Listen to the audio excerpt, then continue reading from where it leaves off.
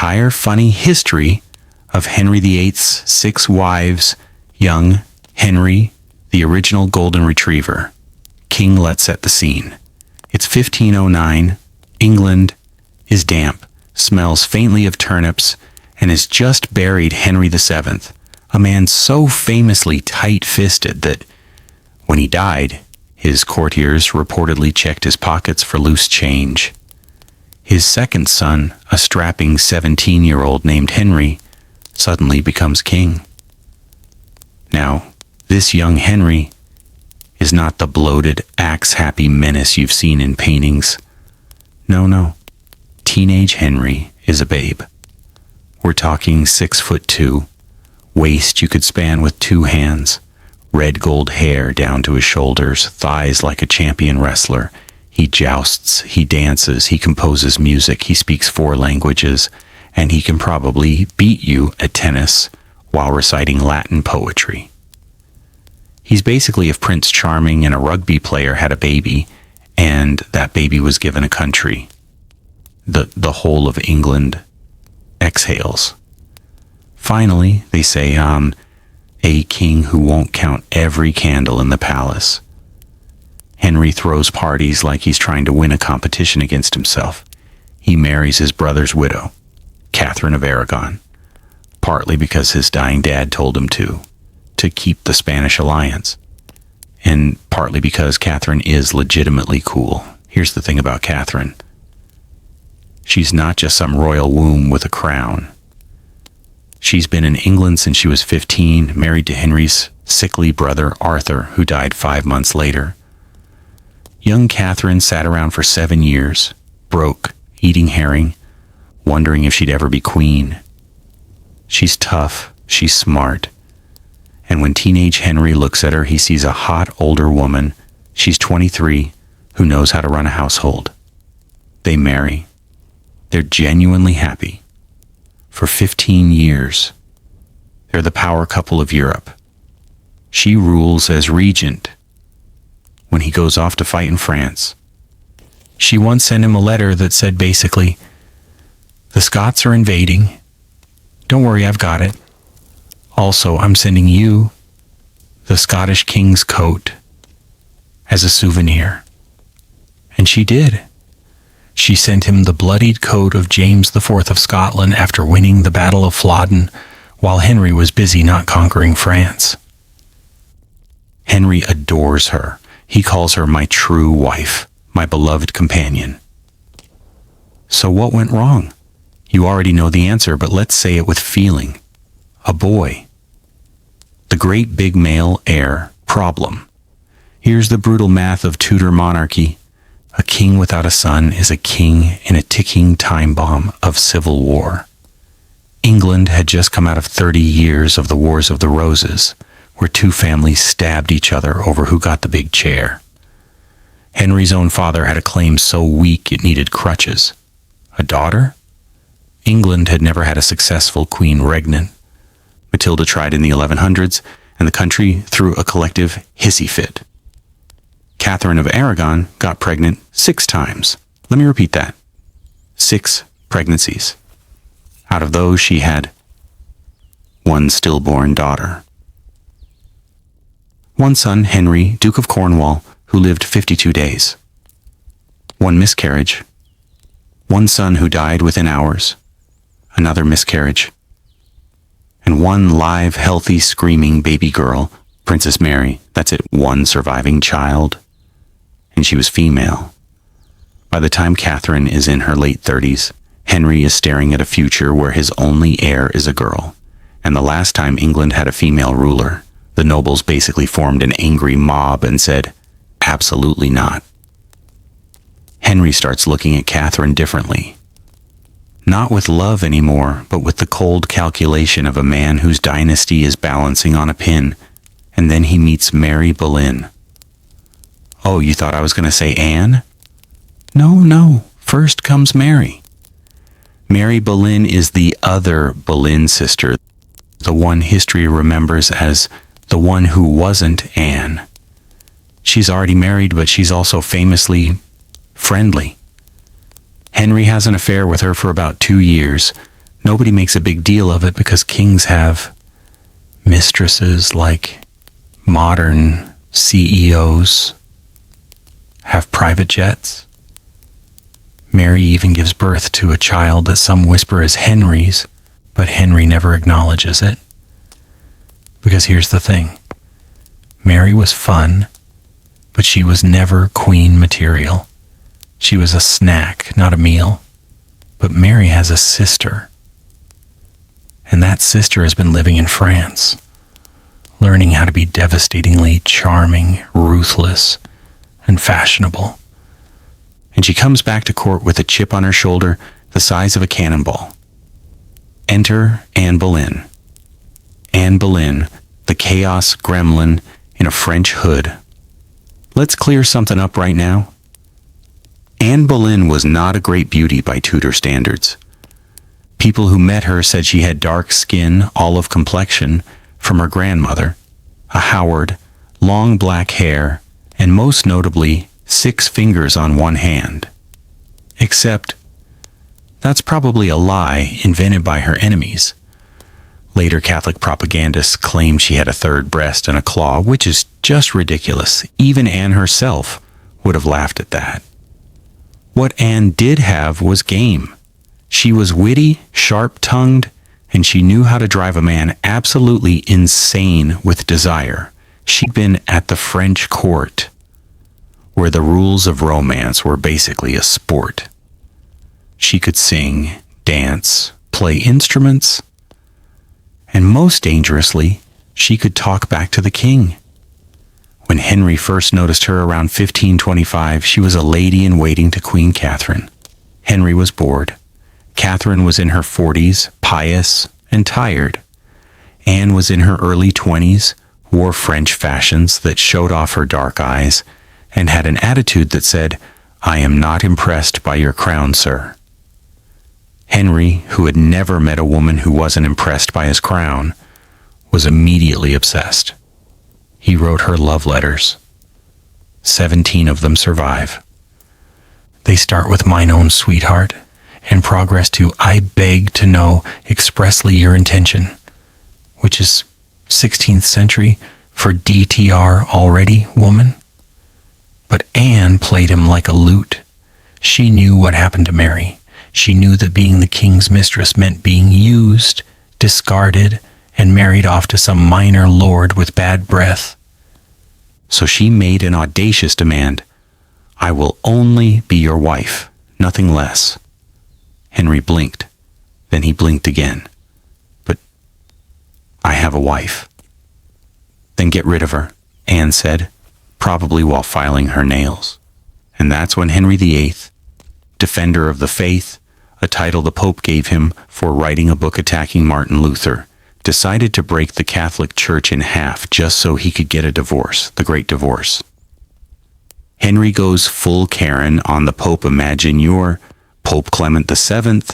It's 1527. You're basically a hostage of the Holy Roman Emperor, Charles V. Who is Charles V? Oh, just the nephew of Catherine of Aragon. Yes, Catherine's family is the most powerful in Europe. And now Henry VIII is writing you letters saying, "Hey, could you annul my marriage to your jailer's aunt?" Thanks, buddy. The Pope, trapped in a castle, sweating in his robes, sends back, "No." Henry loses his absolute mind. He spends the next 6 years trying every legal trick in the book. He claims his marriage to Catherine was invalid because she'd slept with his brother Arthur. Never mind that Catherine swore under oath that her marriage to Arthur was never consummated because Arthur was 15, drunk, and fell asleep. She took a vow of virginity. But Henry suddenly decides she's lying. He hires scholars to scour the Bible for loopholes. He declares himself the supreme head of the Church of England just so he can fire the Pope. He marries Anne Boleyn in secret in January 1533 while she's already pregnant. Because of course she is. By May, Henry's hand-picked Archbishop of Canterbury declares the marriage to Catherine null and void. Catherine is demoted from Queen to Dowager Princess of Wales and sent to live in a series of increasingly damp castles. Her response? She refuses to acknowledge the annulment until her dying breath. On her deathbed, she writes Henry one last letter. The hour of my death now approaching, I commend myself to God. Lastly, I make this vow that mine eyes desire you above all things. Farewell. Henry cries when he reads it. He does not, however, change his behavior. Anne Boleyn is crowned Queen of England on June 1st, 1533, in a ceremony so over the top that Londoners just stare and say, "Bit much in it." 3 months later, on September 7th, Anne gives birth to a girl. A girl. Henry names her Elizabeth, but his face says, "Are you kidding me with this?" The 1,000 Days of Anne, a sitcom that ends in a beheading. Anne Boleyn's reign as queen lasts exactly 1,000 days, and it is a glorious, chaotic, paranoid disaster. Let's start with the good. Anne is smart. She pushes for church reforms. She champions the poor. She's a patron of the arts. She makes Henry actually think about theology instead of just hunting and eating giant wheels of cheese. But the bad? Oh, the bad. Anne has exactly the kind of personality that makes enemies. She's sharp-tongued, she doesn't suffer fools, and she openly mocks Henry's old friends. Thomas Cromwell, Henry's chief minister, hates her with the heat of 1,000 suns because she once called him a blacksmith's son in public. And then there's the miscarriage problem. After Elizabeth, Anne gets pregnant again in 1534. She miscarries. She gets pregnant again in 1535. She miscarries again. Henry, who is now in his mid-40s and getting fat, starts looking at her the way he once looked at Catherine, like a broken machine. Anne knows she's in trouble. In April 1536, she watches Henry fall off a horse during a joust and lie motionless for 2 hours. Everyone panics. Anne faints. And then Henry wakes up. And the first thing he does? He doesn't comfort Anne. He sends a messenger to Jane Seymour. Anne's fate is sealed. The rest is the most famous judicial murder in English history. Cromwell, needing to get rid of Anne before she can turn Henry against him, fabricates charges of adultery, incest, and treason. Anne is accused of sleeping with 5 men, including her own brother. The evidence is so flimsy that it's comical. One of the lovers supposedly spent 45 minutes alone with her. That's the evidence. 45 minutes. Anne is arrested on May 2nd, 1536. Her trial is a joke. The jury includes her own enemies. She's convicted unanimously. Her supposed lovers are executed. Her brother goes to the block protesting his innocence. On May 19th, Anne Boleyn walks to the Tower Green. She's not weeping. She's not begging. She makes a short speech where she says she's not guilty, but she's not going to say she's innocent because that would be rude to the king. Then she kneels, says, "Jesus, receive my soul." And a French swordsman, imported specially because Henry wanted her to have a clean death, swings a blade so sharp she never feels it. The instant she's dead, Henry is dancing at a banquet with Jane Seymour. Jane Seymour, the one who got it right, by dying. Jane Seymour is the polar opposite of Anne Boleyn. Where Anne was dark, witty, and confrontational, Jane is pale, quiet, and so mild-mannered that her personal motto might as well have been, "Yes, dear." Henry marries Jane on May 30th, 1536. just 11 days after Anne's execution. Talk about a speed run. Jane is the first wife. Henry doesn't have to fight to get. No papal bulls, no national schisms, no 7 years of legal hell. Just, you're not Anne, you seem nice, let's do this. But here's the thing about Jane. She's not stupid. She knows what happened to the last two queens, so she plays her cards perfectly.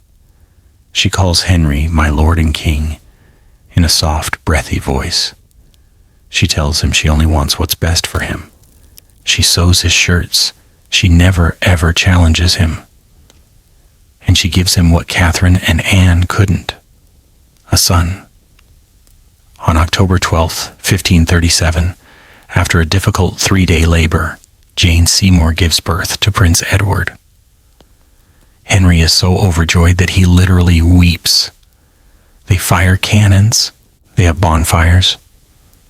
The whole city of London drinks itself stupid. But 12 days later, Jane dies.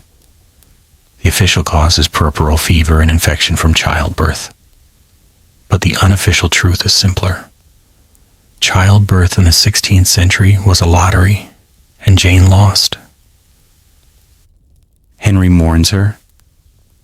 Actually mourns her. He wears black for 3 months. He doesn't remarry for 2 years. He calls Jane my true and loving wife, and, on his deathbed, asks to be buried next to her.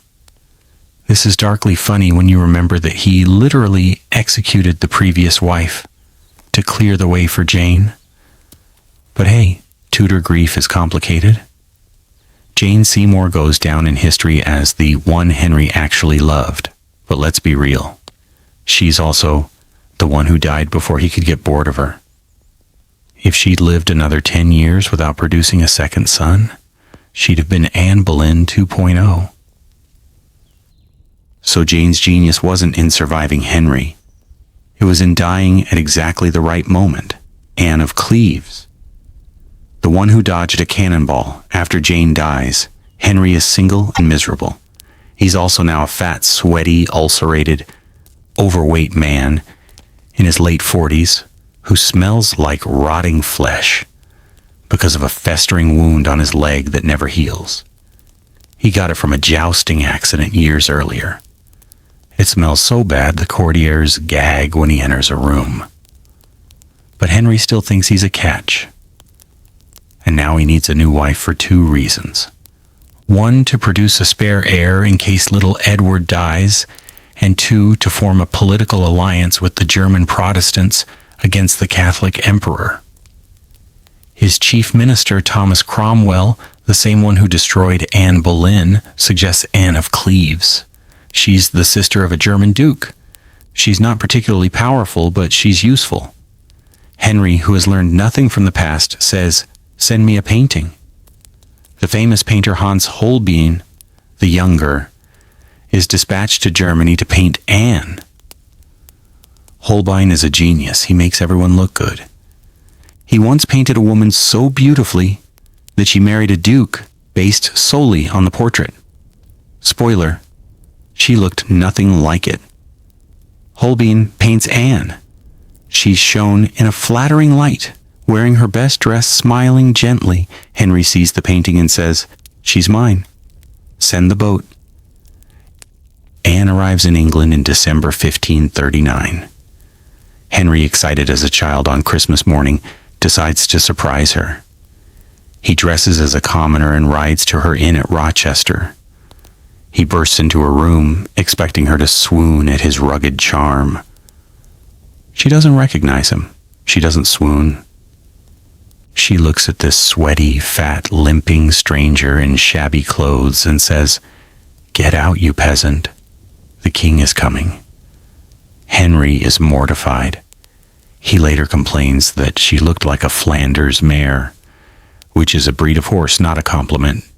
He says she has hanging breasts and a face like a dog. He claims Holbein flattered her by 5 degrees of ugly. The marriage happens anyway on January 6, 1540, because canceling at this point would insult the Germans. Henry is so disgusted that he famously cannot consummate the marriage. He later tells his doctors, "I liked her not before, and I liked her less after." Anne, for her part, seems perfectly fine with this. She gets to be Queen of England, wear fancy clothes, eat lavish meals, and never have to sleep with a man who smells like a rotting leg. She learns English, she learns to play cards, and she becomes best friends with Henry's daughter, Mary. 6 months later, Henry divorces her. But this divorce is different. He doesn't execute her. He doesn't banish her. He gives her a huge settlement, 2 castles, a generous income, and the title the King's beloved sister. Anne of Cleves outlives all of Henry's other wives. She lives comfortably in England, occasionally visiting court, where she and Henry play cards and laugh about the old days. When Henry dies, she asks, "Is he really gone?" And when told yes, she says, "Oh, well, I think I'll have another slice of cake." She is, without question, the smartest of the 6 wives. Catherine Howard, the teenage disaster. If Anne of Cleves was a master class in survival, Catherine Howard is a master class in how to get yourself killed before you turn 20. Catherine is Anne Boleyn's first cousin. She comes from the same ambitious, scheming Howard family. But where Anne was sharp and calculating, Catherine is a teenager. She's probably around 15 when she catches Henry's eye, in 1540. He is 49, weighs nearly 300 pounds, and his leg wound oozes so badly that he has to be carried around in a chair. But Catherine is young, pretty, and most importantly, she flirts with him. She calls him her sweet little pig. You cannot make this up. She actually calls the King of England pig. And he loves it. Henry, desperate to feel young again, marries her on July 28, 1540. The same day, he has Thomas Cromwell, the minister who arranged the Anne of Cleves marriage, executed. So it's a busy day. 1 wedding, 1 beheading. Catherine becomes queen, and she immediately starts acting like a teenager who has been given unlimited credit card and no parental supervision. She parties, she dances, she brings her young, handsome cousins and servants into her private chambers. She stays up until 2 a.m. laughing and drinking. And she has an affair. Actually, she has at least 2. Before her marriage, she had a relationship with a musician named Henry Mannix. After marriage, she starts secretly meeting her distant cousin, Thomas Culpeper, a handsome gentleman of the king's bedchamber. They meet in darkened corridors, whisper to each other, and probably do a lot more than whisper. The problem is that Catherine is not discreet. She sends love letters written in her own hand. She gives Culpeper expensive gifts. Her servants know everything. And one of them, a disgruntled lady named Mary Lascelles, decides to spill the tea. In November 1541, Henry is told that his teenage bride has been unfaithful. He doesn't believe it. Then he sees the evidence. A love letter from Catherine to Culpeper, signed with "Yours as long as life endures." Henry weeps. Then he rages. Then he orders arrests. Then he sits in a chair and sobs for an hour. Catherine is stripped of her title and imprisoned. At her trial, she confesses to premarital relationships, but insists she never cheated after marriage. No one believes her, possibly because the letters show otherwise. On February 13th, 1542, Catherine Howard is executed on the same spot where Anne Boleyn died 5 years earlier. She's probably only 17 or 18 years old. She is so terrified that she has to be carried to the scaffold. In her final moments, she asks for the block to be brought to her because she's too scared to walk to it. Her last words, "I die a queen, but I would rather have died the wife of Culpeper." Henry doesn't dance at a banquet this time. He doesn't mourn either. He just issues a law making it treason for any woman with an unchaste history to marry the king, as if that would have stopped him from marrying her in the first place, Catherine Parr, the nurse, who survived. By 1543, Henry VIII is a wreck. He's 52, which in Tudor years is basically 80. His leg is so rotten that he screams in pain when it's dressed. He weighs 400 pounds and has to be moved with pulleys. He's paranoid, angry, and smells like a corpse, but he still wants a wife. Enter Catherine Parr. She's 31, twice widowed, intelligent, and crucially has zero ambition to be queen. She's in love with Thomas Seymour Jane's brother, and a total sleazeball. But Henry summons her to court, and she can't say no. Catherine is different from the others.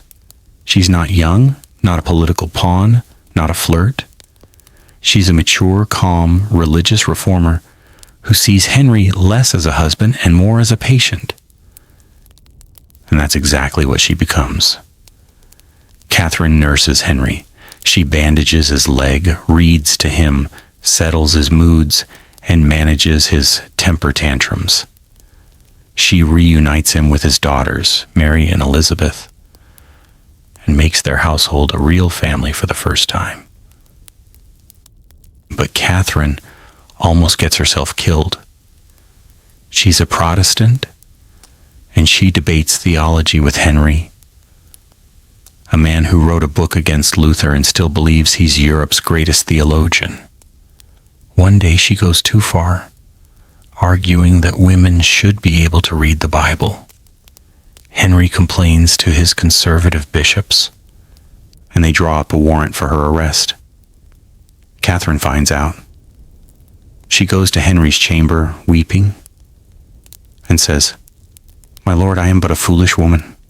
I only argued with you to distract you from your pain. Of course, you are the head of the church. I would never presume to teach you."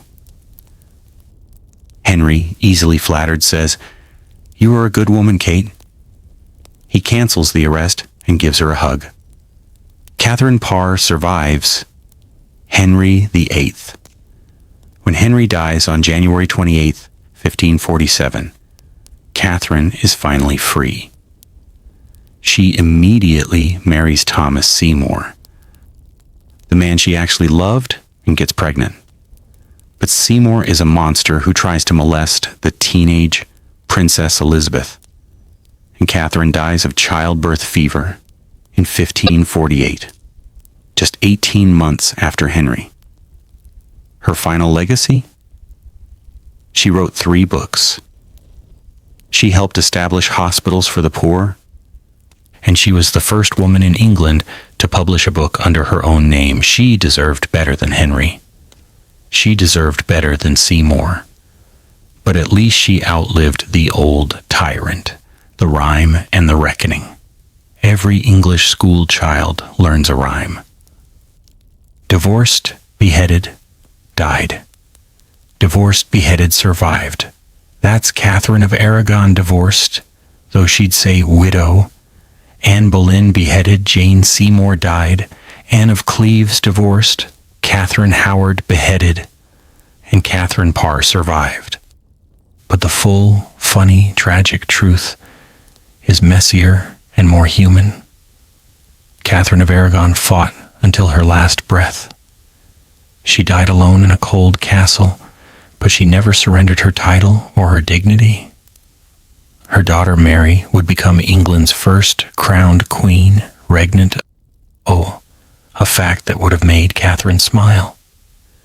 Anne Boleyn was a brilliant, flawed, ambitious woman who played the most dangerous game in Europe and lost. Her daughter, Elizabeth, would become the greatest queen in English history. If Anne had known that, she might have gone to the scaffold with an even bigger smirk. Jane Seymour won the prize of son and a burial at Henry's side, but she paid for it with her life. Her son Edward died at 15, and her family faded into obscurity. She's the only one Henry genuinely mourned, which says more about Henry's emotional immaturity than about Jane. Anne of Cleves played the game better than anyone. She said, "I don't want to marry him," but when forced, she made it work. Then she took the money, the houses, and the title, and lived a life of quiet luxury, laughing all the way to the castle pantry. Catherine Howard was a child. Let's say that plainly. She was a child used by her family, abused by older men, and then killed for behaving like a child. Her story isn't funny. It's a tragedy, dressed in a funny rhyme. Catherine Parr was a nurse, a scholar, and a survivor. She outsmarted Henry at his own game, and she did it by making him think it was his idea. That's the kind of intelligence that doesn't get you a statue but should. Henry VIII spent 36 years, 6 wives, 2 annulled marriages, 2 executions, 1 national religious schism, and countless ulcers trying to secure the Tudor dynasty. His 3 children, Mary, Elizabeth, and Edward, ruled for a combined 47 years. Not one of them produced an heir. The Tudor dynasty died out with Elizabeth in 1603, replaced by the Scottish Stuarts. So Henry did all of that: the divorces, the beheadings, the breaking with Rome, the destruction of thousands of lives for absolutely nothing. If there's an afterlife, Henry is probably sitting on a cloud, sweating through his celestial doublet, watching the Stuarts take over and screaming into the void, "But I had 6 wives, 6, and Catherine of Aragon, Anne Boleyn, Jane Seymour, Anne of Cleves, Catherine Howard, and Catherine Parr are sitting at a table nearby, drinking wine, playing cards, and ignoring him completely." Young Henry, the hottie with a body era, expanded, "We need to talk more about Henry's thighs." I'm serious. Contemporaries didn't just mention them once they gushed. The Venetian ambassador wrote that Henry had the finest calves of any man in Christendom. Another diplomat said, "His legs are like tree trunks carved by angels." Imagine being so famous for your legs that ambassadors put it in official reports. "Met with the king today. Very nice legs. 10 out of 10. Young Henry also had a 6-pack. He could bend iron bars with his bare hands. He once wrestled the King of France in a diplomatic event and won so handily that the French refused to discuss it ever again. He hunted daily, rode horses like a centaur, and could shoot a longbow with enough force to pierce a knight's armor at 50 paces. But here's the comedy. Henry was also a massive diva. He wrote love songs, actual, real, still extant music. One of his most famous compositions is called "Pastime with Good Company." Lyrics include, "Youth must have some dalliance of good or ill-some pastance." Translation?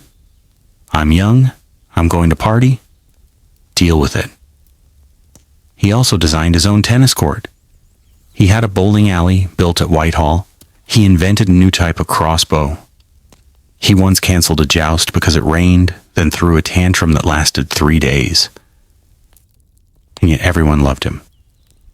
Because after Henry VII's miserly reign, where the king counted every penny and the court wore last season's fashions, Henry VIII was like a glitter bomb of charisma and cash. He spent money the way a toddler spends finger paint, joyfully, messily, and all over everything. Catherine of Aragon, the ultimate ride or die.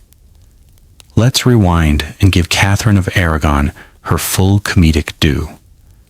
This woman was tough. When she was 15, she was left in England after her husband Arthur died. Her father-in-law Henry VII basically abandoned her, refused to pay her expenses, and she survived on loans from Spanish merchants. She ate salted cod for 7 years. 7 years.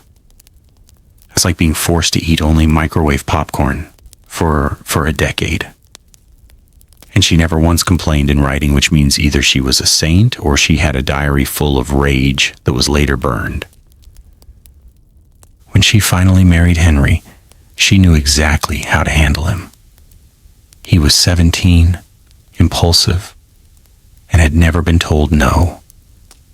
Catherine told him no all the time, but sweetly. "My lord, perhaps we should not invade France this week. The harvest is coming. My husband, maybe that wine is enough for tonight." Henry adored her for it.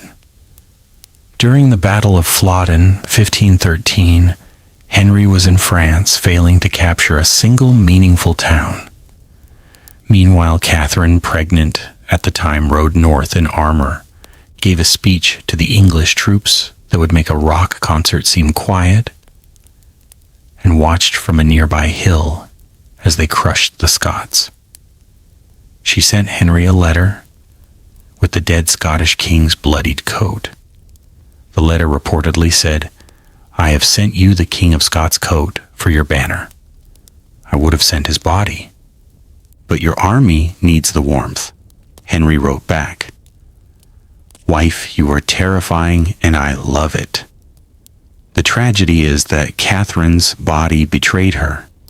6 pregnancies, 1 living child. And after the last miscarriage, Henry stopped sleeping in her bed.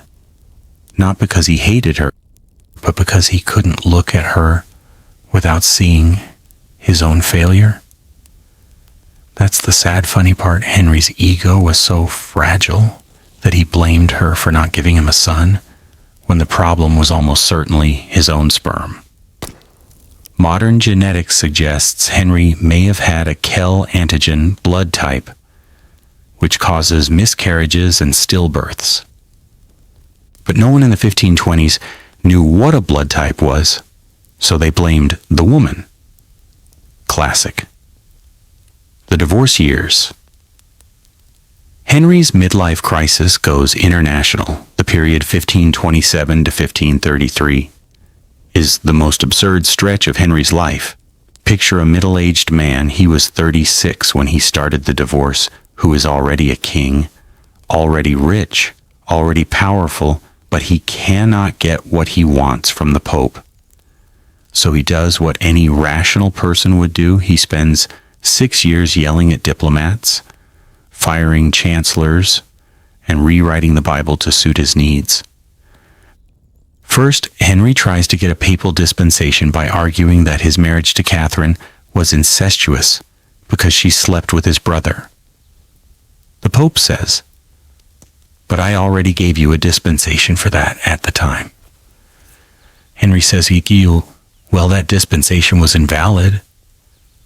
The Pope says, "I'm the Pope. I decide what's valid."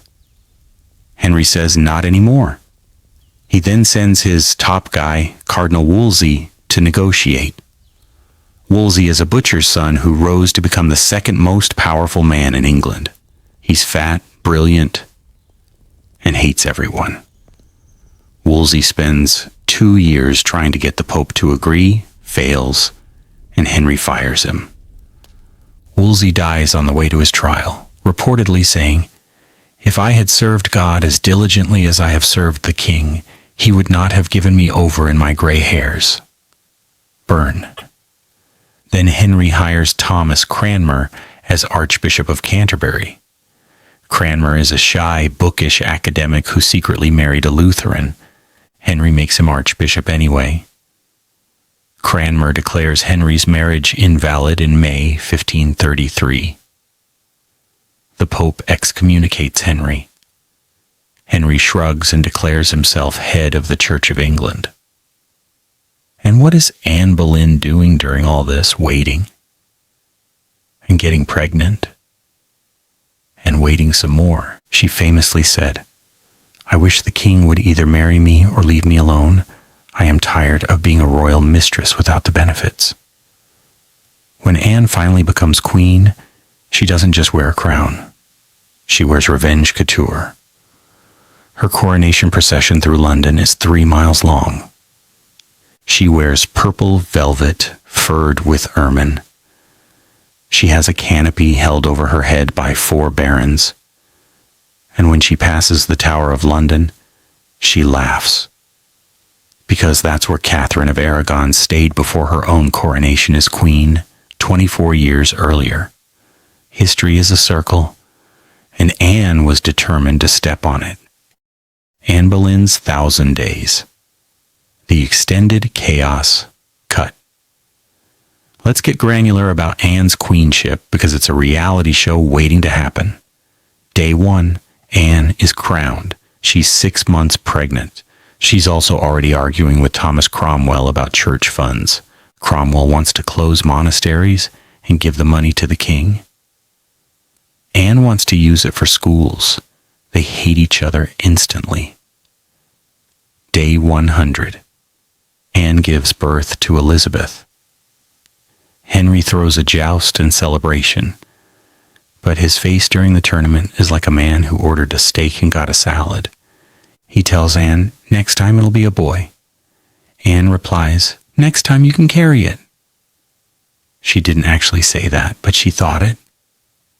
Day 200. Anne tries to get Henry to spend more time with their daughter. Henry is busy hunting. Anne writes him a letter. "My Lord, Elizabeth said her first word today. It was Papa." Henry doesn't reply for a week. When he does, it's a note about a new horse he bought. Day 300. Anne miscarries her second pregnancy. Henry visits her bedside for 10 minutes, says God's will be done if you, and leaves to go dancing. Anne cries alone. This is when she realizes she's in danger. Day 400. Anne is pregnant again. She's careful. She rests. She eats well. She prays. In January 1536, Henry falls off his horse during a joust and lies unconscious. Anne faints from fear. When Henry wakes, his first words are to a messenger. "Go tell Jane Seymour I am well." Anne hears this. She miscarries that night. Day 450. Cromwell starts gathering evidence. He arrests Anne's alleged lovers. One of them, Mark Smeaton, a musician, is tortured on the rack. He confesses after a few turns, but his confession is so inconsistent that even the torturer says, "Are you sure?" Smeaton says, "Just kill me, please." Day 500. Anne's trial. She's accused of sleeping with 5 men, including her brother. The dates don't match. The locations are impossible. One affair supposedly happened while Anne was in a different city. The jury includes her uncle, who hates her. They find her guilty in an afternoon. Day 502. Anne is beheaded. She jokes with the executioner. "I heard you are a skilled swordsman. Please don't mess it up." He doesn't. After her death, Henry does 2 things. 1, he marries Jane Seymour 11 days later. 2, he orders every portrait of Anne burned. He wants her erased.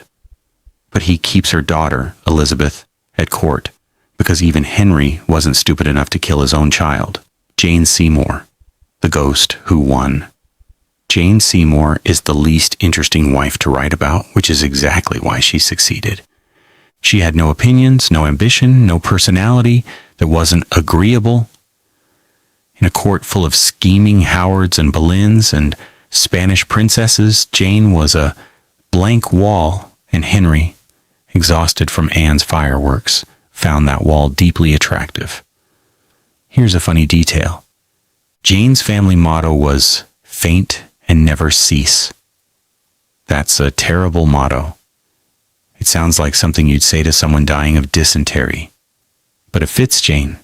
She was faint quiet, mild, and she never ceased. She kept breathing until she died in childbirth. Jane's one moment of assertiveness came when she begged Henry to show mercy to the rebels of the Pilgrimage of Grace, a massive Catholic uprising against the Reformation. Henry listened to her, nodded, and then executed 200 rebels anyway. Jane never asked again. When she gave birth to Edward, the celebrations were insane. Bonfires in every street, free wine for everyone, a Te Deum sung at St. Paul's, and Jane, exhausted and bleeding, held her son for a few hours before the fever took her.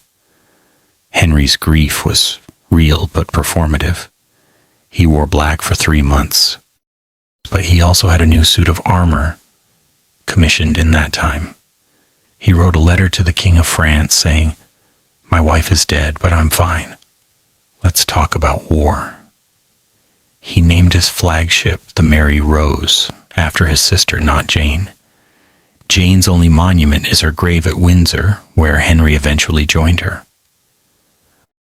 When Henry's coffin was moved to Windsor in 1547, workmen accidentally dropped it, and the lid burst open. Dogs were later seen licking up the spilled fluids. That's not funny exactly, but it's the kind of undignified end Henry deserved.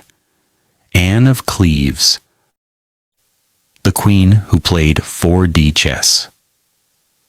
We need to rehabilitate Anne of Cleves' reputation.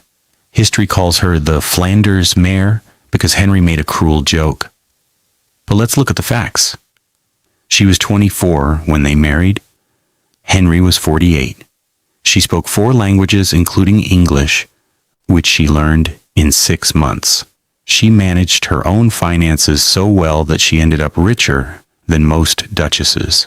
She never once complained about her divorce because she asked for it. The famous story. On their wedding night, Henry claimed he couldn't consummate the marriage because he found her body so disagreeable. But modern historians think Henry's leg ulcer was so painful that night that he couldn't perform. Rather than admit impotence, the ultimate shame for a man like Henry, he blamed Anne's looks. Anne went along with it. When Henry offered her a divorce and a generous settlement, she signed within hours. She then told her ladies, "I like being the king's sister. He's much nicer to me now." She and Henry became genuine friends. They played cards, exchanged gifts, and laughed about the past. At Christmas 1541, Henry gave her a diamond brooch. She gave him a pair of gloves. It was the healthiest relationship Henry ever had with a woman. When Henry died, Anne of Cleves wrote to Mary Tudor, "I am sorry for your loss. He was a good brother to me." Mary probably snorted. Anne outlived Henry by a decade. She died in 1557, comfortable, happy, and surrounded by German hunting dogs. Her epitaph should read, "She said no thanks to the Tudor drama." Catherine Howard, The Tragedy. With jokes, dark ones. I said her story isn't funny, and it's not. But there are moments of black comedy the history records. When Catherine was first brought to Henry's attention, she was living with her step-grandmother, the Dowager Duchess of Norfolk. The household was notoriously loose. Teenage girls and young men lived in close quarters, and Catherine had a boyfriend named Francis Derham. They even called each other husband and wife in private. Derham gave her gifts, including a silk ribbon and a purse. Very romantic. When Henry saw Catherine, he was smitten. He gave her a land grant worth £1,000 a year, at a time when a skilled laborer earned £5 annually. Catherine, age 15 or 16, used the money to buy new dresses and hire a personal musician. Her family urged her to forget Derham. She did mostly. After marrying Henry, she quickly grew bored. Henry was old, sick, and smelled bad. So she turned to Thomas Culpeper, a handsome courtier with a reputation. Their meetings were arranged by Catherine's lady-in-waiting, Lady Rochford, who was none other than George Boleyn's widow. Yes, the same George Boleyn executed for incest with Anne. Lady Rochford apparently learned nothing from that experience. The meetings were risky. Culpeper would sneak into Catherine's private chambers at night. They'd whisper for hours. Once, Culpeper gave her a velvet cap. Another time, she gave him a gold bracelet. The servants gossiped, but no one told the king until Mary Lascelles, whose sister had been dismissed from Catherine's service, decided to blow the whistle. When Henry was told, he didn't believe it. He ordered an investigation. The investigators found love letters in Catherine's own handwriting, including one that read, "Come to me when you can, for I shall never be happy until I see you again. Yours, as long as life endures." Henry wept for an hour. Then he ordered Culpeper's arrest. Then he ordered Catherine's arrest. Then he ordered Derham's arrest because the investigation also uncovered the premarital relationship. Then he sat down, ate a whole chicken, and complained that his leg hurt. Culpeper and Derham were executed. Catherine was beheaded. On the scaffold, she reportedly said, "I die a queen, but I would rather have died the wife of Culpeper." Whether she said it or not, it's the perfect line for a teenage girl who never understood the danger she was in. Henry passed a law making it treason for a woman with a dishonest past to marry the king. He then immediately forgot about it and married Catherine Parr, the one who gave Henry a bed bath. Let's end with something tender and ridiculous. Catherine Parr was Henry's sixth wife, and by the time they married, Henry was a mess. He couldn't walk without a cane. His leg ulcer was so bad that it had to be drained twice a day, producing a smell that made servants vomit. He was paranoid, short-tempered, and lonely. Catherine took the job like a professional nurse. She bathed his leg, applied poultices, read him moral stories, and managed his diet. She also took care of his children. Mary, now 27, and considered difficult. Elizabeth, 13, brilliant and traumatized. And Edward, 6, a little prince who already behaved like a miniature pope. Henry called Catherine his nurse and his true comfort. That's not romantic, but it was functional. For the last 4 years of his life, Catherine kept him alive. The only time she nearly died was when she argued theology with him. Henry, despite being a bloated wreck, still thought he was a world-class theologian. One day, Catherine suggested that clergy should be allowed to marry. Henry exploded. "You are a woman. You have no authority to interpret Scripture." Catherine, terrified, apologized profusely. She later told a friend, "I must be silent or I'll lose my head." She kept her head. Henry died in her arms. Well, not literally in her arms, but she was in the next room when he expired. His last words were reportedly, "Monks, monks." He was hallucinating that monks were stealing his money. Or maybe he said, "All is lost." Either way, not a great deathbed speech. Catherine remarried Thomas Seymour within months. She died in childbirth. Her daughter, Mary Seymour, vanished from history, possibly died in infancy. So even the survivor didn't truly survive. The aftermath, what the 6 wives would say today. If the 6 wives could time travel to 2026 and give a group interview, Here's how it would go. Catherine of Aragon. I told you all, I was the true queen. My daughter Mary was a great queen, and Henry's legs eventually rotted off. Karma. Anne Boleyn. I started the Reformation in England. You're welcome. Also, my daughter Elizabeth was the greatest monarch in history. So I won. Jane Seymour. I gave him a son. That's all anyone remembers. I'm fine with that. Anne of Cleves. I'm still collecting my settlement checks. Is there cake? Catherine Howard. I was 16. You try marrying a 300-pound man with an open wound? I don't want to talk about it. Catherine Parr. I wrote 3 books. Has anyone read them? No? Of course not. And Henry, hovering in the background, would shout, I was the king. I did what I wanted. And all 6 wives would turn and say in unison, and look where that got you. The absolute carnage. The great money grab. Henry discovers that churches are full of stuff. Let's talk about the real reason Henry broke with Rome. It wasn't love for Anne Boleyn. It wasn't theological conviction. It was money. Specifically, the staggering, mind-boggling wealth of the Catholic Church in England.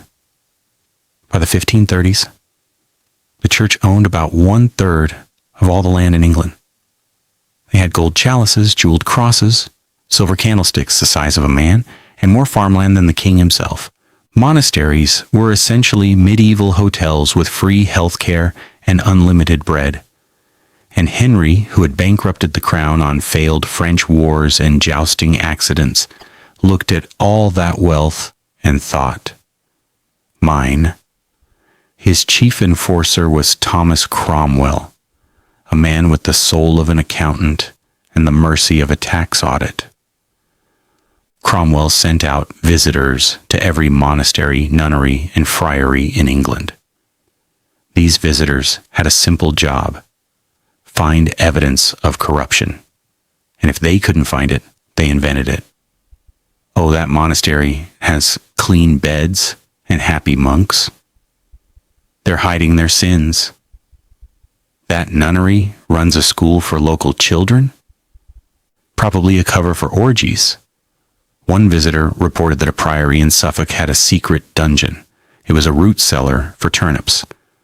Another claimed that nuns were given to dancing, which in Tudor England was apparently a felony. The result?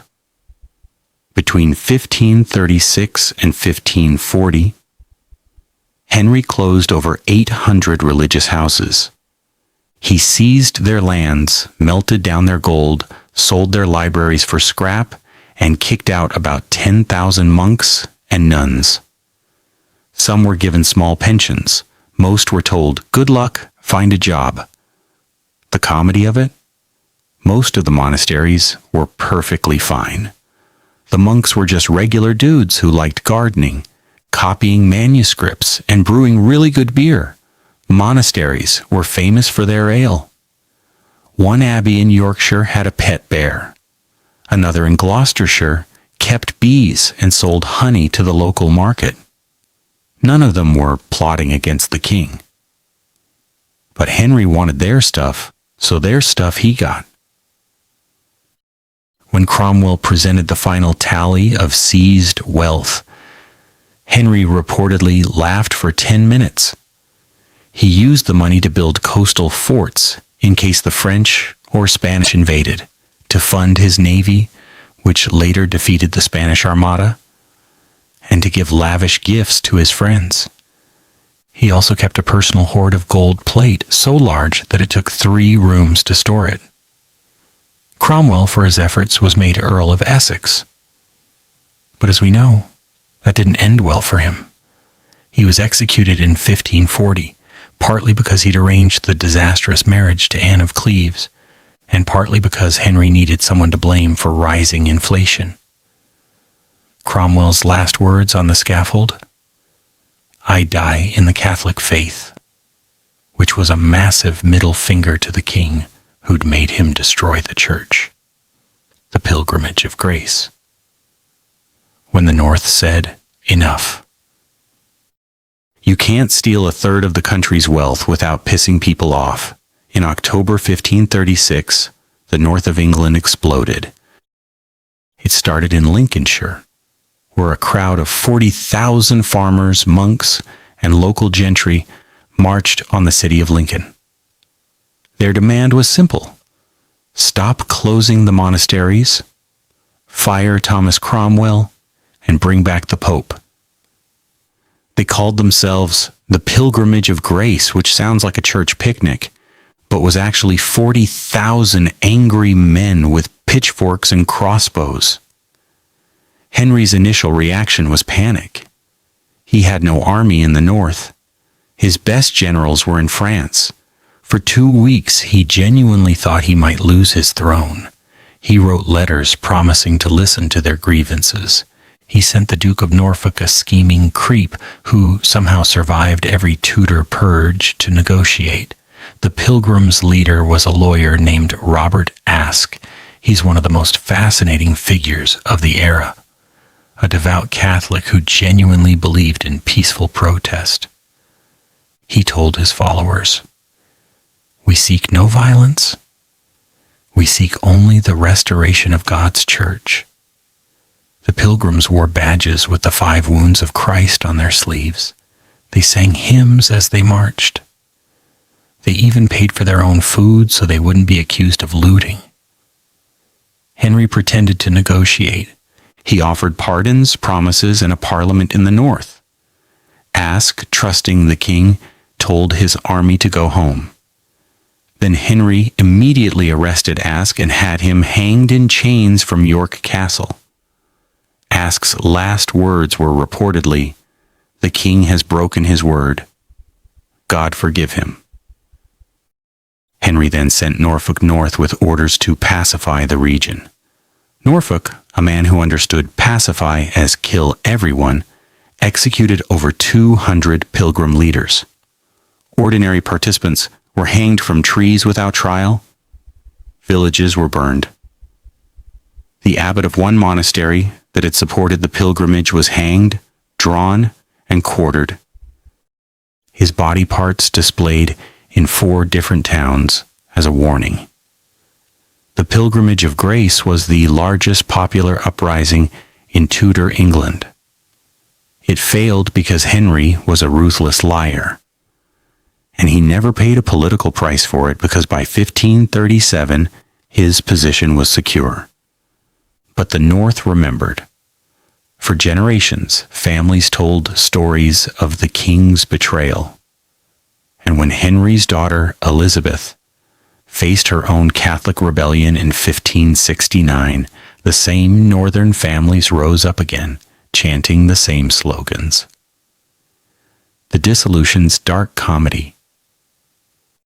Where did all the nuns go? Let me tell you about the nuns. When Henry closed the convents, about 2,000 nuns were kicked out. Most had taken vows of poverty, chastity, and obedience. Now they were back in the world with no money, no job skills, and a strict vow not to have sex. Some adapted well. One former nun named Elizabeth Barton had been a famous prophetess. She predicted Henry would die if he married Anne Boleyn. Oops. She was executed, so that's a bad example. Another, a nun from Dartford, married a former monk and opened a brewery. They called their ale Holy Spirits. I wish I were making that up. Most nuns, however, received tiny pensions, often less than £5 a year. They moved in with relatives or became servants. A few became prostitutes, though contemporary sources exaggerate this to smear the Reformation. The sad truth is that most just disappeared. They lived in poverty, prayed in secret, and died forgotten. The monks had it slightly better. Many were ordained as parish priests. Henry needed clergy for his new Church of England. Others became teachers, laborers, or beggars. The abbot of Glastonbury, Richard Whiting, was 80 years old when he was dragged across a hill on a hurdle, a wooden frame used for torture, and then beheaded. His crime? Hiding the abbey's treasures, which he had every right to do because they were his abbey's treasures. Henry sold the monastery lands to his supporters, nobles, merchants, and anyone with cash. This created a new class of landowners who had a vested interest in keeping the Reformation alive. Because if the Catholic Church ever returned, they'd have to give back the land. So they backed Henry's daughter Elizabeth against Mary Tudor's Catholic restoration. In the long run, Henry's theft accidentally secured the Protestant Reformation in England. Funny how that works. Henry's leg, a horror story. In 4 acts, we need to talk about Henry's leg, because it's the grossest, funniest, most pathetic detail of his later years, and it explains almost all his bad behavior after 1536. The jousting accident. 1536. Henry, age 44, still thinks he's 25. He enters a joust against a younger, fitter opponent. His horse falls. The horse lands on Henry's leg. The leg doesn't break, but the muscles and veins are crushed. For weeks, Henry can't walk. A French surgeon opens the leg to drain the blood. The wound never fully heals. It becomes a chronic ulcer. The festering 1537 to 1540. The ulcer develops a fistula, a tunnel of infection that runs deep into the muscle. It smells like rotting meat. Henry's doctors try everything. Poultices of bread and milk, ointments of mercury, even magic charms. Nothing works. Henry is in constant pain. When he's angry, he blames the pain. When he's sad, he blames the pain. When he executes Anne Boleyn, historians note that the leg infection was particularly bad that week. The obesity spiral. 1540 to 1544. Henry can't exercise anymore. He used to burn 5,000 calories a day, hunting and jousting. Now he sits in a chair. His waist expands from 35 inches to 54 inches. He weighs over 300 pounds. His armor has to be rebuilt with a 60-inch chest. He can't tie his own shoes. He has to be carried upstairs in a special chair with pulleys. And the leg ulcer gets worse because his circulation is terrible. The smell, 1544 to 1547.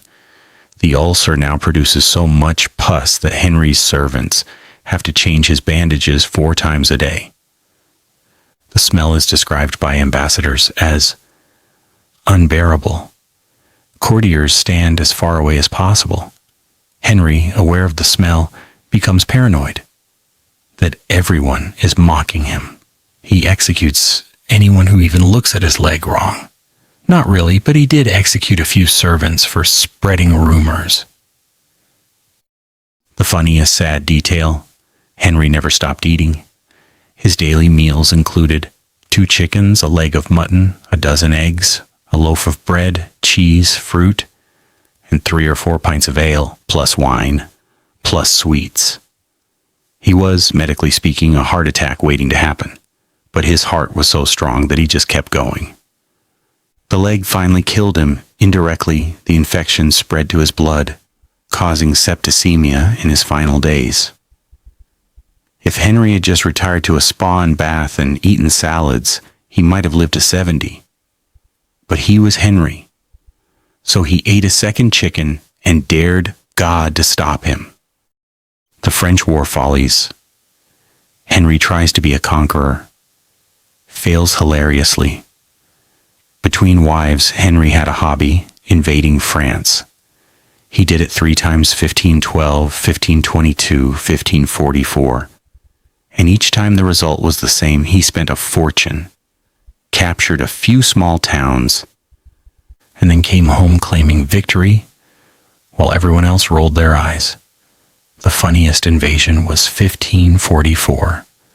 Henry, now fat, lame, and smelling like a butcher's floor, personally led an army of 40,000 men to Calais. He had 200 ships, the largest invasion fleet England had ever assembled. He planned to march to Paris and force the French king to kneel before him. What actually happened? Henry captured the city of Boulogne after a siege that took 2 months longer than planned. His army ran out of food. His soldiers got dysentery, the bloody flux, and shat themselves to death in the hundreds. Henry himself was carried around in a litter, crying about his leg. The French, instead of fighting, just waited for winter. Henry ran out of money and went home. He called it a glorious victory. He had a medal struck. He wrote a letter to his niece in Scotland bragging about how he defeated the French. In reality, he spent £2 million, about £500 million in today's money, to capture a single port city. France paid him a bribe to return it 3 years later. The only funny part? While Henry was failing in France, the Scots invaded England again. The English army crushed them at the Battle of Solway Moss. The Scottish King James V died of shame and despair shortly after. His newborn daughter, Mary Queen of Scots, became queen at 6 days old. And Henry thought, now I can marry my son Edward to her and unite the kingdoms.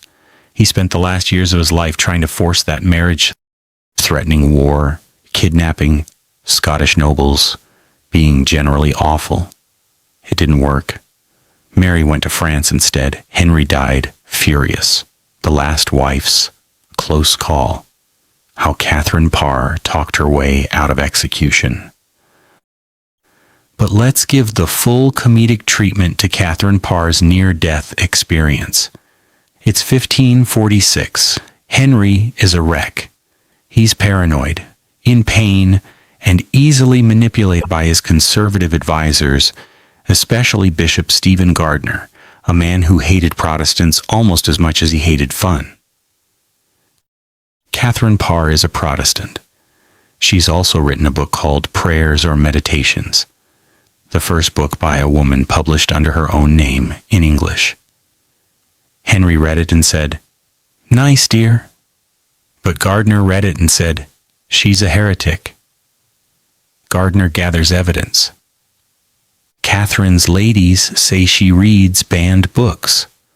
Her chaplain preaches Lutheran ideas. She's argued with the king about religion multiple times. Gardiner writes a warrant for Catherine's arrest and gets Henry to sign it. Now here's the absurd part. The warrant is sealed, but for some reason it falls to the floor in Henry's chamber. A servant picks it up. That servant is loyal to Catherine. The servant runs to Catherine and shows her the warrant. Catherine does not panic. She does not flee. She goes straight to Henry's room and finds him in a good mood. He's just eaten a whole goose. She starts a conversation. "Catherine, my lord, I was thinking about what you said last week, that women should not presume to teach men about the Bible. You were absolutely right. I am a foolish woman. I only argued with you to distract you from your leg pain. You are the head of the church. I am but your humble servant." Henry: "Really?"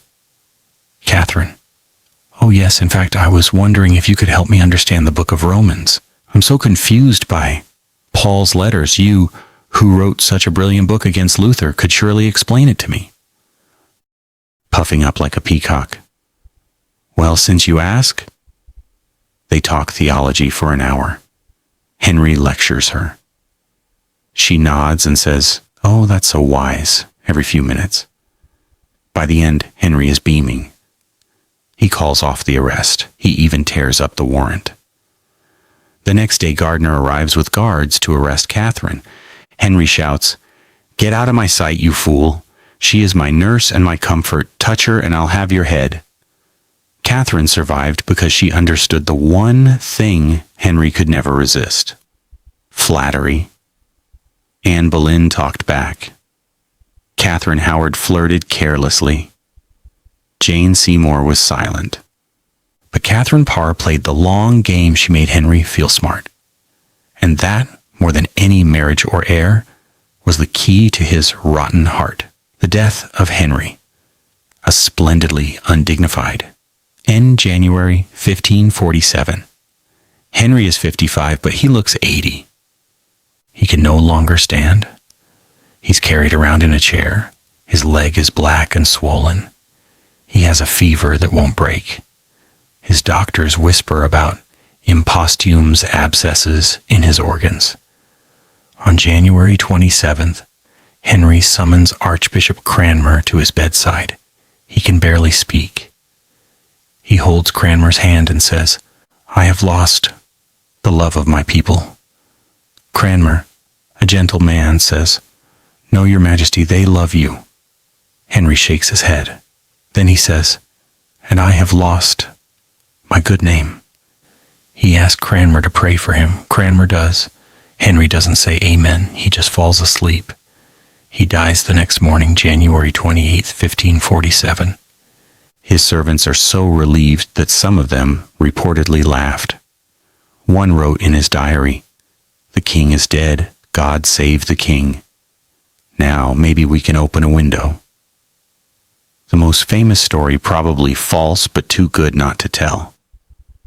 When Henry died, his body was so fat that it began to swell and decompose immediately. By the time they put him in his lead coffin, the corpse had expanded so much that the coffin burst open in the night. Dogs were found licking up the fluids. If true, it's the perfect ending for a man who spent his last years smelling like a walking grave. He was buried next to Jane Seymour at Windsor Chapel. His tomb was supposed to be a massive marble monument with statues of himself, his wives, and his children. Instead, he got a black marble slab with a brass plate. In 1642, during the English Civil War, parliamentarian soldiers broke into the chapel and used the slab to clean their boots. Henry's bones were scattered. Today there's a marker on the floor. That's it. The 6 wives' legacies. Who really won? Let's do a final scorecard with scoring based on survival, impact, and posthumous satisfaction. Catherine of Aragon. Survival, died naturally if miserably in 1536. Impact, her daughter Mary became queen. Her defense of her marriage inspired centuries of Catholic martyrology. Posthumous satisfaction. Mary burned hundreds of Protestants in her name, which Catherine, a devout Catholic but merciful woman, would have hated. So mixed. B+. She died with dignity, but her daughter went a bit bonkers. Anne Boleyn beheaded. 0/10. Impact, her daughter Elizabeth is arguably England's greatest monarch. She also kicked off the English Reformation. Posthumous satisfaction. Elizabeth refused to clear her mother's name too politically risky, but she wore a locket with Anne's picture. So Anne is smiling somewhere. The beheading sucks, but she won the long game. Jane Seymour. Survival, died in childbirth, 2/10. Impact gave Henry his only legitimate son, but Edward died at 15. Posthumous satisfaction. She's the only one buried with Henry, but she's also the most boring wife. C+, she won the deathbed but lost the historical spotlight. Anne of Cleves. Survival, died at 42 of natural causes, rich and happy. 10/10. Impact, none. She had no children, no political influence. Posthumous satisfaction. She outlived all the others and is remembered as the smart one. She lived the best life, hands down. Catherine Howard. Survival, beheaded at 18. Negative, 10/10. Impact, none except a law that didn't matter. Posthumous satisfaction. She's remembered as a tragic victim. That's not satisfaction, that's pity. F, but a sympathetic F. The system failed her. Catherine Parr. Survival, died naturally, childbirth. Fever at 36, 7/10. Impact, she wrote books, reconciled Henry with his daughters, and survived a death warrant. Posthumous satisfaction. She married for love, Seymour, and died doing what she wanted. B+. She deserved better than both Henry and Seymour. Henry's 6 wives in 60 seconds. Imagine you're at a pub. A friend asks, "What's the deal with Henry VIII's wives?" You have 1 minute. Here's what you say. Okay, so Henry was a hot young king who married Catherine of Aragon, a Spanish badass. They were happy for 15 years, but she couldn't give him a son, so he got obsessed with Anne Boleyn, a dark-eyed chaos agent who made him break with the Catholic Church. She gave him a daughter, Elizabeth, the future great one, and got beheaded. Next was Jane Seymour, the quiet one who finally gave him a son, then died. Thanks, Jane. Then Henry's minister found him a German wife, Anne of Cleves, but Henry thought she was ugly. She wasn't, and divorced her amicably. She got castles and cake. Then teenage. Catherine Howard cheated on him and got beheaded. Finally, Catherine Parr, a sensible nurse, outlived him. The end. Also, Henry's leg rotted. They'll buy you a drink. What if? The ultimate alternate history comedy. Let's play what if for each wife, just for fun. What if Catherine of Aragon had given birth to a son in 1518? No Reformation, no Church of England, no Anne Boleyn. Henry dies in 1547, succeeded by Henry IX. England stays Catholic. The Spanish Armada never happens. The Beatles still form, but they're Catholic Beatles. Hey Jude is sung in Latin. What if Anne Boleyn had given birth to a son in 1534? She'd be remembered as the greatest queen in English history. Henry would have adored her. She'd have pushed for more reform. The Church of England would be more Lutheran. Elizabeth might never become queen, but also Anne's son would have grown up, and who knows? Maybe he'd have been a disaster. What if Jane Seymour hadn't died in 1537? She'd have probably given Henry another child or two. Then Henry would have gotten bored and found an excuse to execute her for treason. Jane's only power was being dead. Alive, she was just a doormat. What if Anne of Cleves had been beautiful? She'd have stayed married to Henry. She'd have produced no children. Henry's fertility was tanking by 1540. She'd have been divorced or murdered within 5 years. Instead, she's living in a castle, eating cake. Uglyish, saved her life. What if Catherine Howard had confessed everything before marriage? Henry was so infatuated that he might have forgiven her. Oh, you had a boyfriend before me. That's fine. Just be faithful now. But she didn't confess, and she wasn't faithful. So off went her head. What if Catherine Parr had been arrested? She'd have been tried, convicted, and executed. Henry would have regretted it a week later because his leg would start hurting and no one would bandage it with as much care. He'd have blamed Gardner, executed him, and married a 7th wife. Who? Probably some 20-year-old with good nursing skills. Why this history is still funny and sad.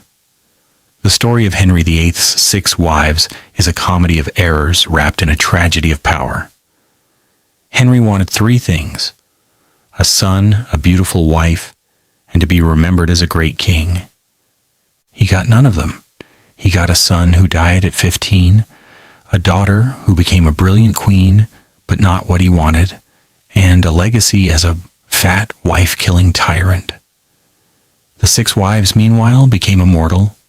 They have movies, musicals, 6 on Broadway is a banger, books, and endless internet memes. Henry gets a footnote.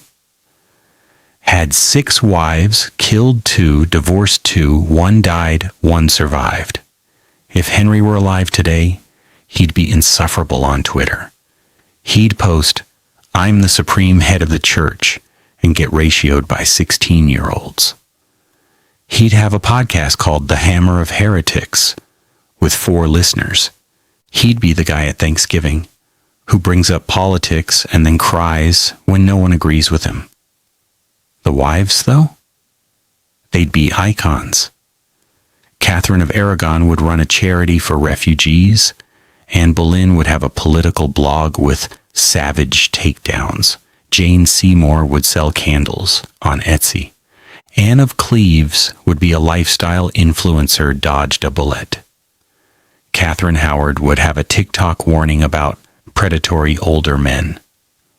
Catherine Parr would teach history at Oxford and gently correct everyone.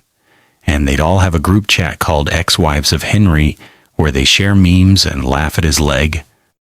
The Royal Nursery. Henry's 3, sort of 4 children. Before we dive into the glorious dumpster fire that was the Tudor succession, let's meet the players.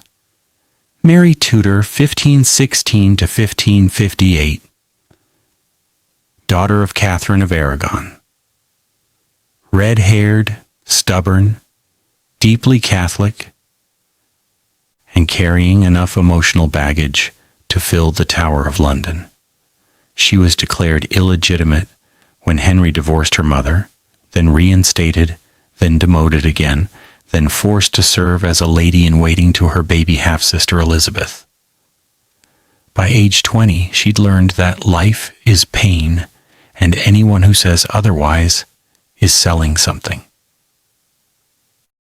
Elizabeth Tudor, 1533 to 1603. Daughter of Anne Boleyn, red-haired like her father and Mary, but with her mother's dark eyes and sharp tongue.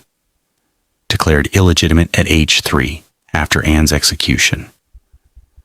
She grew up reading Greek, Latin, and Machiavelli. She learned to lie fluently in 4 languages. By age 14, she'd survived 2 stepmothers, a sexually predatory stepuncle, and her own sister's paranoia. Edward Tudor, 1537 to 1553, son of Jane Seymour, the golden boy, the heir, the little prince who was raised to believe he was God's gift to England. He was sickly from birth, possibly tuberculosis or syphilis from his father, though we don't like to think about that. He grew into a pale, serious Protestant fanatic who wrote long essays about burning Catholics.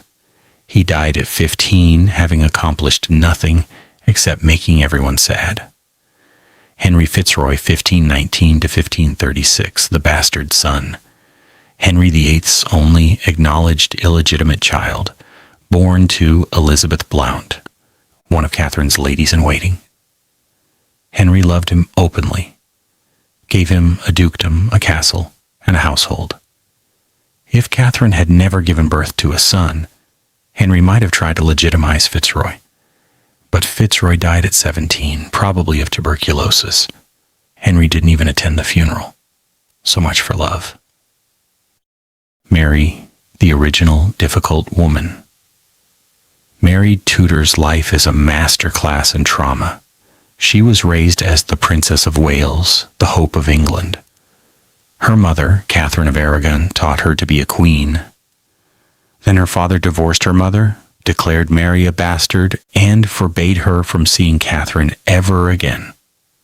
Mary was 9 years old when this started. For the next decade, Mary was bounced around like a political football. She was forced to sign a document acknowledging that her parents' marriage was invalid and that she was illegitimate. She refused for years. Her father threatened to execute her. Her friends were arrested. Finally, she signed, but she wept the entire time. When Anne Boleyn was executed, Mary thought her nightmare was over.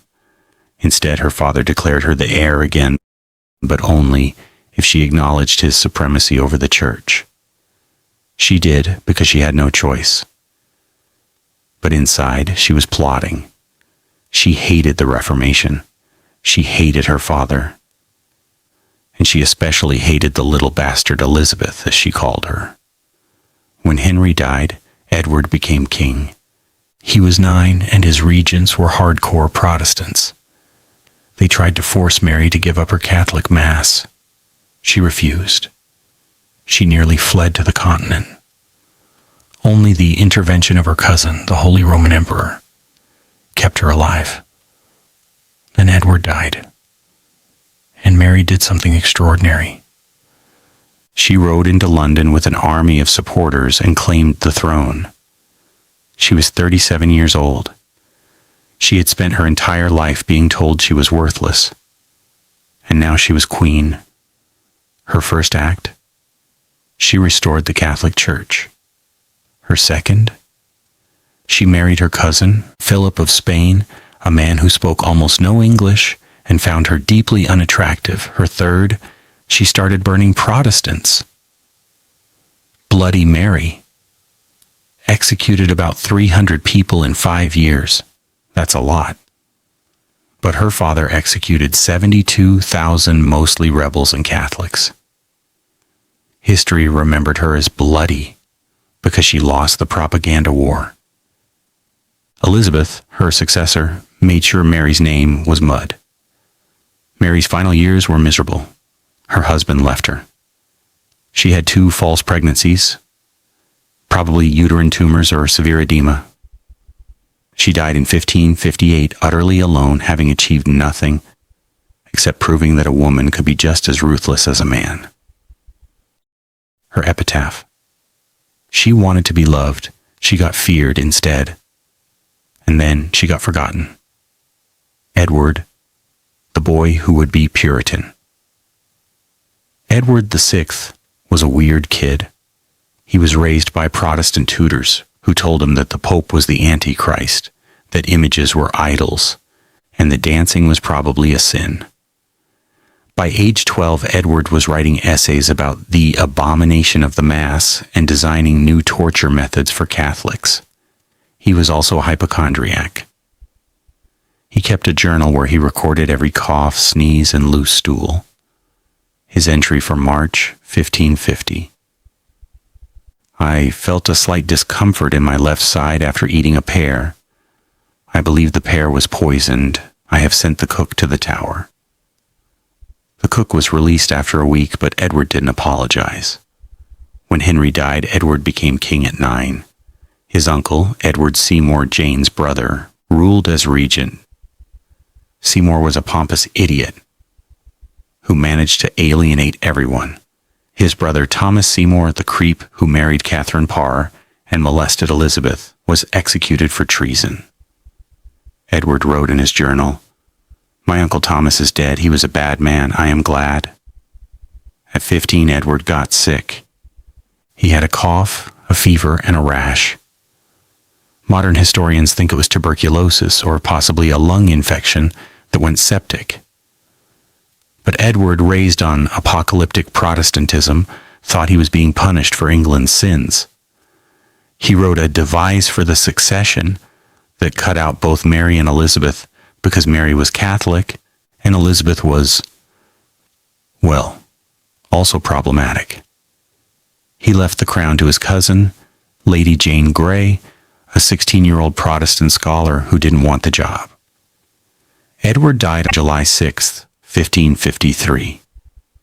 His last words were reportedly, "Lord, I commit my spirit to you." He was 15. He never ruled alone. He never saw a battlefield. He never had a girlfriend. His entire legacy is a prayer book and a bunch of churches with whitewashed walls. Lady Jane Grey was queen for 9 days. Then Mary's army showed up. Jane was imprisoned and executed at 17. She went to the scaffold reading a Bible and asked the executioner to please do it quickly. He obliged. Elizabeth, the one who did it, Right. Elizabeth Tudor is the protagonist of the Tudor story, even though she's technically the spin-off. She was 3 when her mother was beheaded. She was declared illegitimate. She was molested by Thomas Seymour when she was 13. She was imprisoned in the Tower by her sister Mary, who thought Elizabeth was plotting against her. And yet, when Elizabeth became queen at 25, she was the most prepared monarch in English history. She had learned to lie. She had learned to wait. She had learned that men are stupid, power is fleeting, and the only person you can trust is yourself. Her first act as queen was to restore the Protestant church, but not the extreme version her brother wanted. She created a middle ground, the Church of England, with like a Protestant theology but a Catholic-looking service. Everyone hated it, but everyone learned to live with it. Her second act was to refuse to marry. She was asked hundreds of times. Parliament begged her. Her advisors pleaded. She smiled and said, "I will have but one mistress here and no master." She meant England. Her third act was to kill Mary, Queen of Scots, her Catholic cousin who had a better claim to the throne. Elizabeth hesitated for 19 years, then finally signed the death warrant. When Mary's head rolled, Elizabeth wept not for Mary, but for the fact that she'd had to kill a fellow queen. Elizabeth ruled for 45 years. She defeated the Spanish Armada. She presided over Shakespeare, Marlowe, Drake, and Raleigh. She turned England from a backwater into a superpower. And she never once mentioned her father without rolling her eyes. When Elizabeth died in 1603, she left no heir. The Tudor dynasty ended with her. She was the last and the best. And somewhere, Anne Boleyn was laughing. The court of Henry VIII. A reality show in 16 episodes. Imagine a reality TV show called The Tudor Court. Here's how it would go. Episode 1, The King's New Shoes. Henry buys 60 pairs of velvet slippers. The treasury weeps. Episode 2, Anne versus Catherine. Anne Boleyn spills wine on Catherine of Aragon's dress. Catherine forgives her. Anne feels bad. Henry doesn't notice. Episode 3, The Great Stink. Henry's leg ulcer bursts during a banquet. Guests pretend not to notice. The smell lingers for 3 days. Episode 4, Cromwell's spreadsheet. Thomas Cromwell calculates the exact value of every monastery candlestick. He presents his findings to Henry. Henry says, "Boring, show me the gold." Episode 5, Jane Seymour's makeover. Jane gets a new French hood. Henry says she looks like a ghost. Jane cries. Henry gives her a pony to make up for it. Episode 6, The Pilgrimage of Grace ring. 40,000 angry farmers march on London. Henry watches from a window and says, "That's a lot of pitchforks. Bring me my armor." He doesn't put it on. Episode 7, Anne of Cleves' first night. The disaster that launched 1,000 memes. Anne plays cards. Henry sulks. The wedding is annulled the next morning. Episode 8, Catherine Howard's sleepover. Catherine invites her cousins to stay in her chambers. Henry doesn't know. The audience does. Drama ensues. Episode 9, The Arrest. Catherine is taken to the tower. She screams for the king. The king is eating a chicken. He doesn't look up. Episode 10, Catherine Parr's book club. Catherine tries to discuss theology with Henry. Henry shouts about the Pope. Catherine nods and smiles. She lives. Episode 11, The Last Joust. Henry, age 55, tries to ride a horse. The horse refuses. Henry falls. His leg hurts for a week. He blames the horse. The horse is executed. Not really, but close. Episode 12, Christmas at Whitehall. Everyone tries to be merry. Henry is grumpy. His leg smells. The turkey is dry. Mary and Elizabeth refuse to sit next to each other. Edward complains about the music being too Catholic. Episode 13, The Death Warrant. Henry signs a warrant. Henry tears it up. Henry signs another. Catherine Parr doesn't flinch. The audience is exhausted. Episode 14, Henry's last meal. A whole swan, a leg of beef, a dozen eggs, 2 pies, and a gallon of wine. His doctors plead with him. He tells them to shut up. Episode 15, The King is dead. Henry dies. Servants open the windows. A small cheer is heard. The narrator says, finally. Episode 16, The Reunion. In heaven, the 6 wives gather. Catherine of Aragon is hosting. Anne Boleyn brings wine. Jane Seymour brings a boring salad. Anne of Cleves brings cake. Catherine Howard brings a sorry expression. Catherine Parr brings a first aid kit. They toast to surviving. Henry is not invited. The men behind the wives. Henchmen, hangers-on, and heads on spikes. We've focused on the wives, but Henry's court was full of ambitious men who climbed the ladder of power and then fell off it, usually head first. Thomas Wolsey, 1473 to 1530, the butcher's son who became a cardinal, a Lord Chancellor, and the second most powerful man in England. He built Hampton Court Palace, which Henry later stole. He negotiated peace treaties. He threw parties so lavish that the French ambassador wept with envy. Then he failed to get Henry's divorce, and Henry fired him. Wolsey died on his way to trial. His last words, "If I had served God as diligently as I have served the king, he would not have given me over in my gray hairs." Thomas More, 1478 to 1535, the saintly lawyer, author of Utopia, friend of Erasmus, and Lord Chancellor after Wolsey. He was a devout Catholic who opposed the Reformation. When Henry declared himself head of the church, More refused to swear an oath acknowledging it. He was imprisoned in the Tower for 15 months. His wife begged him to give in. He said, "I die the king's good servant, but God's first." He was beheaded. 400 years later, the Catholic Church made him a saint. Thomas Cromwell, 1485 to 1540, the blacksmith's son who rose to become Henry's fixer. He engineered the divorce from Catherine, the marriage to Anne Boleyn, the break with Rome, and the dissolution of the monasteries. He also managed to make enemies of everyone, including Anne Boleyn, who called him a blacksmith's son and the conservative nobles. His downfall came when he arranged the marriage to Anne of Cleves. Henry blamed him for the disaster. Cromwell was executed on July 28, 1540. On the same day, Henry married Catherine Howard. Cromwell's last words, "I die in the Catholic faith." A final screw you to the king. Thomas Cranmer, 1489 to 1556.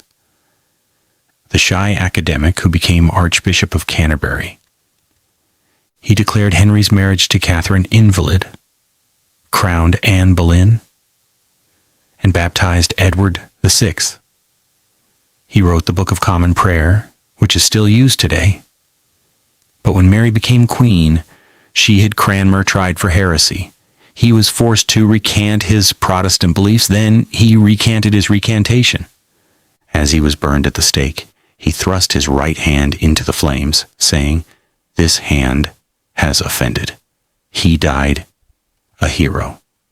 Charles Brandon, 1484 to 1545, Henry's best friend, the one who got away with everything. He married Henry's sister Mary without permission and survived.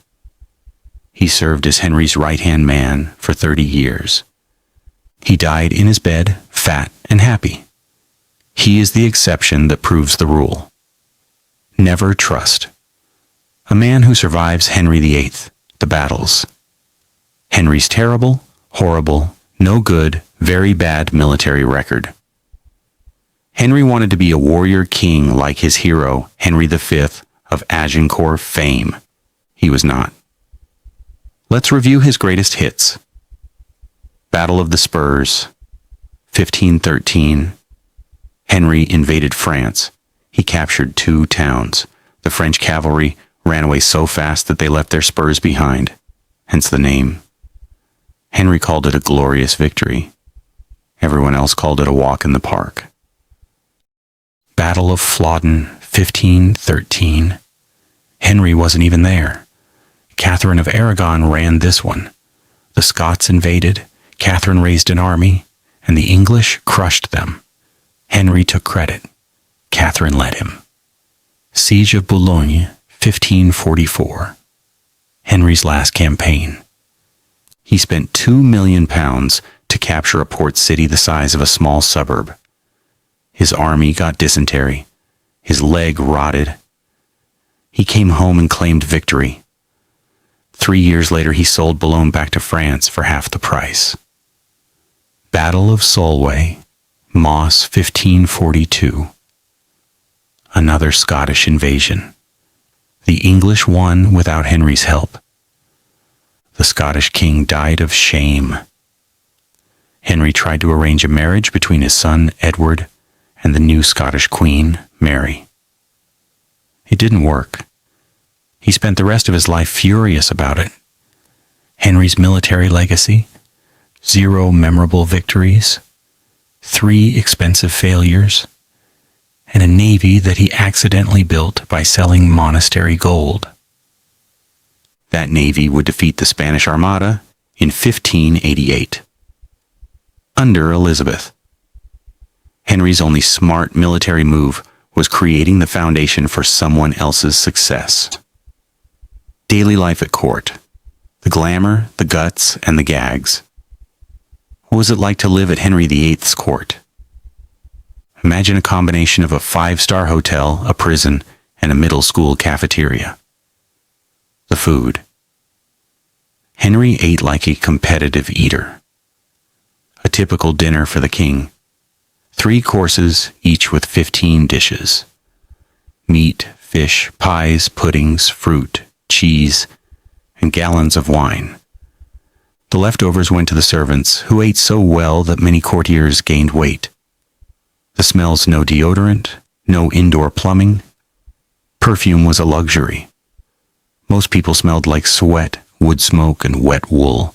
Henry, with his rotting legs, smelled worse than everyone. Courtiers learned to stand upwind. The entertainment: jousts, masks, plays, and bear baiting where dogs attacked a chained bear. Not funny today, but 16th century crowds loved it. Henry also loved music. He employed a choir of 30 singers. He played the lute, the organ, and the harpsichord. He once wrote a song called "Alas, What Shall I Do for Love?" which is ironic given his track record. The dangers: you could be executed for treason at any time, treason included, criticizing the king, praying for the pope, marrying without permission, or just being in the wrong place when Henry was angry. The Tower of London was a popular destination, one-way tickets only. The fashion men wore doublets so tight they needed help to breathe. Women wore gowns with sleeves so wide they knocked over candlesticks. Henry's own wardrobe had 2,000 items, including a coat encrusted with 1,000 diamonds. He changed clothes 5 times a day. He was the Imelda Marcos of Tudor fashion, the 6 wives in pop culture. From Shakespeare to TikTok. Let's see how each wife has been remembered in art, music, and memes. Catherine of Aragon. In Shakespeare's Henry VIII, written with John Fletcher, she's a tragic heroine. In the musical Six, she sings "No Way," an angry anthem about being replaced. On TikTok, she's the first wife who did nothing wrong. Her fan base, history nerds and Spanish people. Anne Boleyn, the star. She's been played by Genevieve Bujold, Natalie Dormer, Claire Foy, and dozens of others. In 6, she sings Don't Lose Her Head, a pop-punk bop about her execution. On TikTok, she's the sassy girl boss who got too close to the sun. Her fan base, feminists, goths, and anyone who loves a good neck joke. Jane Seymour. The boring one. In 6, she sings Heart of Stone, a power ballad about being Henry's true love.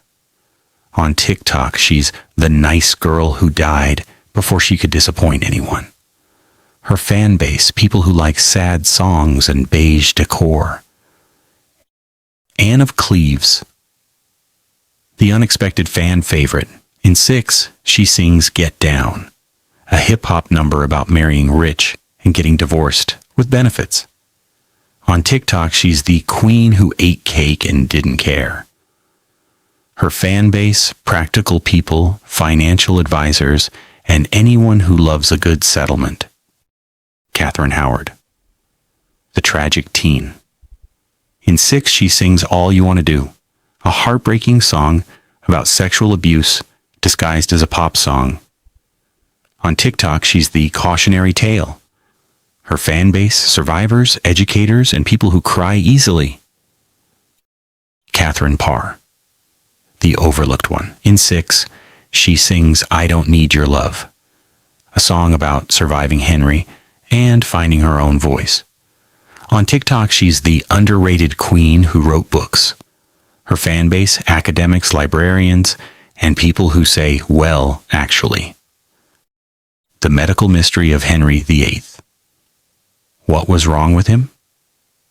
Historians have debated Henry's health for centuries. Here are the leading theories.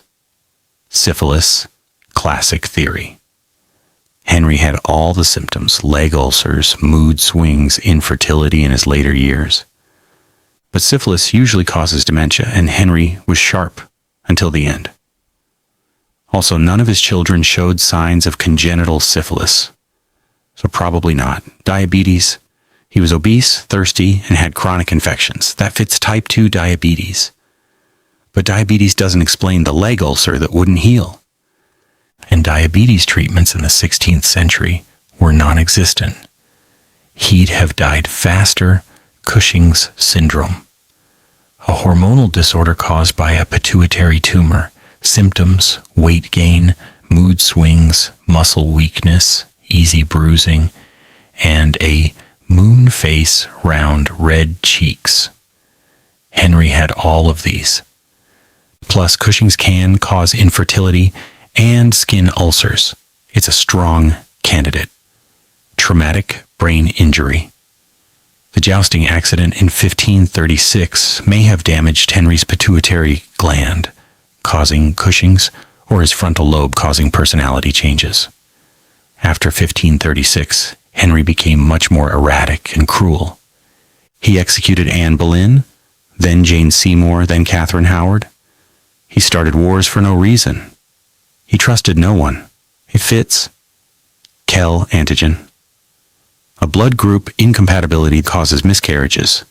If Henry had the Kell antigen, and Catherine of Aragon and Anne Boleyn did not, their bodies would have rejected Kell-positive fetuses. This explains the stillbirths and miscarriages, but it doesn't explain Henry's own health problems. The most likely answer: a combination. Henry had a genetic predisposition to obesity and diabetes. The jousting accident damaged his pituitary gland, causing Cushing's in his leg, causing the chronic ulcer. The ulcer became infected, leading to septicemia. And the stress of it all made him a paranoid tyrant. But the simplest answer is also the funniest. Henry was a spoiled brat who never heard the word no until the Pope said it, and his body just couldn't handle the tantrums. The dissolution's aftermath. Who got rich and who got hanged. We talked about the monasteries being closed. Now let's talk about the loot. The crown gained £1.3 million from the sale of monastic lands, about £400 million today. But most of that money was spent immediately on wars, palaces, and gifts. Henry's treasury was empty when he died. The real winners were the nobles who bought the land. The Duke of Norfolk, the same creep, who executed Anne Boleyn, bought dozens of former monastery estates. He became so rich that his family still owns much of that land today. The current Duke of Norfolk is the Earl Marshal, responsible for royal funerals. Irony. The real losers were the poor. Monasteries had provided free food, medical care, and education. After they were gone, the poor had nowhere to go. The number of beggars in London tripled between 1530 and 1550. Henry's solution? A law that said able-bodied beggars would be whipped and sent back to their home parishes. Compassion, Tudor style. Some monks became rebels. The leaders of the Pilgrimage of Grace were hanged. Others became parish priests. A few became Protestant preachers, which must have been awkward given they'd spent their lives as Catholics. The libraries of the monasteries were destroyed. Thousands of priceless medieval manuscripts were burned, sold as scrap paper, or used to clean boots. Only a fraction survived. When Henry's own commissioners found a library of Old English chronicles, they reported, "We have made the books into firewood. There is no use for them." It's the single greatest cultural loss in English history. And Henry did it to buy a navy. The ghosts of the 6 wives. Folklore and hauntings. England is full of ghost stories about Henry's wives. Whether you believe in ghosts or not, the legends are entertaining. Anne Boleyn, the most famous. Her ghost is said to haunt the Tower of London, specifically the chapel where she's buried. She's been seen walking with her head tucked under her arm, a common trope for executed queens. She also haunts Hever Castle, her childhood home, and Blickling Hall, a later house built on her family's land. Visitors report a faint smell of perfume and the sound of a woman laughing. Anne, even as a ghost, is having the last laugh. Catherine Howard. Her ghost is also at the tower. Witnesses say she runs down the hallway toward the chapel, screaming, my head," before vanishing. She's been seen on the anniversary of her execution, February 13th.